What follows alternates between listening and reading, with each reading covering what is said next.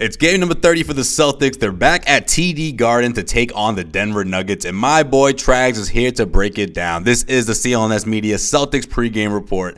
My name is Josue Pavone. Mike Petraglia, welcome back. Good to be back, Josue. How you been? I think you're leading all guests with the most appearances on this program. Congrats. I must like you around or something. You know, and given how busy both of us have been, and, you know, me on the Patriots Beat, host of the Patriots Beat podcast, you think we can talk Nick Gelso, our founder and executive producer, into a trip to London? I don't know, man. I think that ship has sailed, but maybe we can talk about something else, another kind of trip or something. Maybe there's something in the works. We'll see. We have to wait and see. Well, we got to work on it anyway. I agree with that. So I assume the Celtics were destined to put together a stinker at some point throughout the first 30 games of the season. I actually thought they probably put up more than one, honestly. But a blowout by the hands of the Bulls isn't exactly what I had in mind. With or without Irving, the Celtics should not have played as poorly as they did on Monday. Tell me, Trags, what happened in Chicago? Defensive intensity wasn't there really from the start of the game. Brad Stevens made reference to that after the game when he said sometimes, some nights you just get your butts kicked, and they came to play and we didn't, especially on the defensive end. They had more energy. The Celtics did not, and I think really it was just as simple as that the Celtics did not bring the defensive energy, and I would expect more than anything, if you're expecting a change tonight in the way the Celtics play, that would be something I would look for, is the defensive intensity to really be there. Trags, Marcus Morris's knee isn't getting any better. He's expected to miss this tough stretch that started in Detroit, 12 games in 18 days.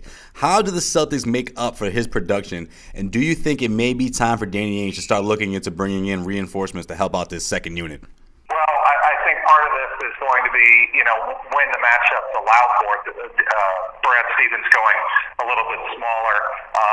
Certainly, you would expect Marcus Smart to provide some type of defensive help. I mean, he has in the past playing the low post. That's not saying he's the same type of defensive player. He doesn't have the same build, but he can certainly play down on the low post. I would look at Marcus Smart really trying to pick up a lot of the slack while Marcus Morris is out of the lineup.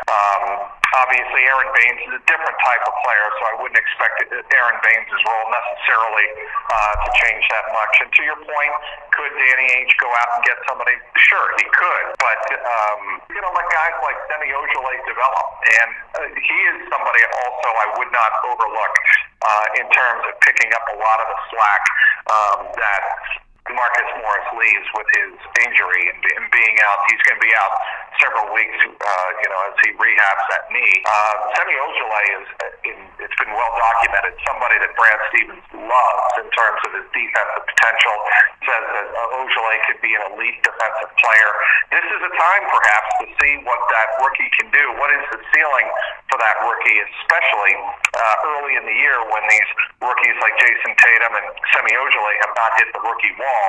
This is a good time when they're fresh to find out what they can do. This edition of the Celtics pregame report is brought to you by DraftKings.com. Head to DraftKings.com and use the promo code CLNS for a free sign-up with your first deposit and a shot of a share of $10,000 in total prizes. You can win some serious cash. That's DraftKings.com. Use the promo code CLNS and get yourself paid. All right, let's talk about these Nuggets. This is an above 500 team. They head into tonight on the second night of a back-to-back. They just beat the Pistons by 19 points last night. This franchise has stacked up a lot of young talent, and some of these guys are beginning to blossom, mainly their big man, Nikola Jokic. Now, Jokic has missed the last 6 games due to a sprained left ankle. He is traveling with the team, and it's considered questionable for tonight's game. Tell me, how good is this 22-year-old product? On paper, he looks like a solid double-double guy, averaging 15 points and 10 rebounds. But those closest to the Nuggets will tell you that he is an all-star in the making. Which one is it? You know why I think he might be an all-star in the making, Josue? The way he passes the ball for a big man. And when you take a look at his 4.6 assists, when you take a look at any of the elite players right now in the NBA, they not only are putting up monster numbers, they make the others around them that much better. And you don't have to look any further within the division than look at what Ben Simmons is doing in Philadelphia. And granted, he's not as big as Jokic is, but he certainly is as young, and he passes the ball as well. And Jokic had 4.6 assists a game to go with, his 10.6 rebounds and his 15.5 points a game. He's an all-around player at a very young age, and somebody obviously the Nuggets are hoping to get back tonight, but hoping to develop long-term as they build their franchise. The Nuggets are a very interesting team. They have 6 players averaging in double figures in scoring, and what that tells you is they're not reliant on one player every single night. And I think for a younger team, that's a very encouraging sign. Heading into the regular season, I think we all projected the same top 5 teams in the West. I mean, we all had them in different orders, but pretty much the same 5 teams, right? I mean, there's the Warriors, there's the Spurs, Rockets, Timberwolves, and the Thunder. Oklahoma City is currently in the basement of the top 10 in the West right now, while none of us even thought about the Denver Nuggets. They're 5th. Heading into tonight, what's been most impressive about the fact that they're 5th is that they're doing this without Paul Millsap, a guy they traded for to bridge the gap between these young prospects. He had surgery 2 weeks ago to repair ligament damage in his left wrist and is expected to miss at least the next 3 months. Aside from Jokic, who are the other guys you think is going to step up for this team tonight against the Celtics? You always have to look at Jamal Murray. He's only 20.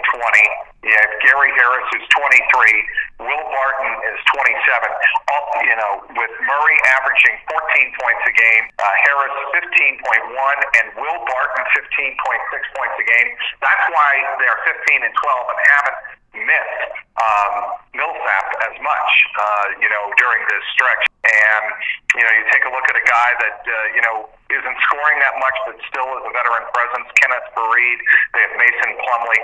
They have a very interesting mix, and all you have to do is go back to Tuesday night and look what they did to the Detroit Pistons on the road in the front end of the back-to-back that they'll be finishing up tonight in Boston. They are not at all afraid to spread the wealth and spread the scoring. So, that's what I think you're going to see from the Denver Nuggets tonight against the Celtics. You're going to see them spread the wealth in terms of who does the scoring. And that's something, the Celtics, we talked earlier about their defensive presence tonight. They're going to have to be on guard for all of these different type of players. Who wins tonight? I do like the Celtics to win by about 12 or 13 points simply because they realize they're coming off a stinker in Chicago. They want to reestablish what they're all about defensively, and I think they're going to do that tonight. They're going to really bring the energy. I would expect the Celtics energy to be sky high tonight, even without Al Horford. Hopefully Kyrie Irving, who is probable with a quad, to get back in the lineup. If Kyrie plays tonight, I think the Celtics pretty much control things from the get-go. He is Mike Petraglia. You can, of course, check out his work on the Garter Report for CLNS Media on the YouTube channel and, of course, the CLNSmedia.com website. You can also check out plenty of his writing as well. And make sure you give him a follow on Twitter if you haven't already. He is at Trags on Twitter. Trags, I appreciate you taking the time. Thank you. You got it. And that's going to do it for this edition of the Celtics pregame report. Make sure you check out the Garden Report on the YouTube channel, the CLNS Media YouTube channel, where you can see all the post-game full-length interviews, Brad Stevens at the podium, and all that good stuff. Weekday shows air on the Celtics Newsfeed channel, on iTunes, Stitcher, and the CLNS Media mobile app. For today's Boston Celtics pregame report with Josue Pavone, this is Josue Pavone signing off.